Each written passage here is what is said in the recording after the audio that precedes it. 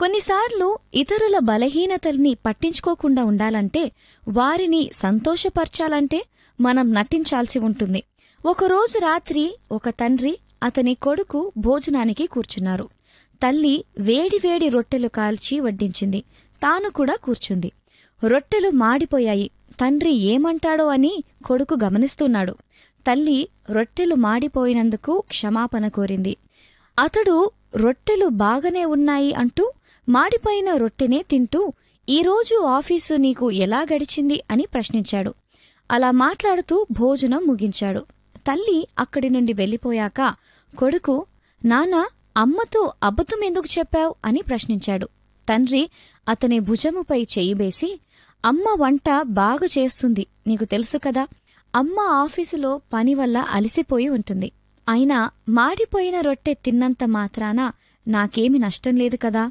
కాని కఠినమైన మాట అమ్మకు బాధ కలిగిస్తుంది కదా అన్నాడు. ప్రేమ దోషాలన్నిటినీ కప్పుతుందని బైబిలు చెబుతుంది.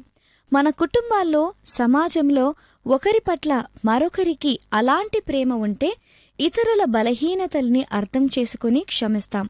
కాబట్టి వారి బలహీనతలని కప్పిపెట్టి ప్రోత్సాహకరమైన మాటలతో వారిని బలపరుద్దాం. సమైక్యత, సహజీవనం కలిగి జీవిద్దాం. Thank you for watching. Please like, share and subscribe for more videos. Bye bye.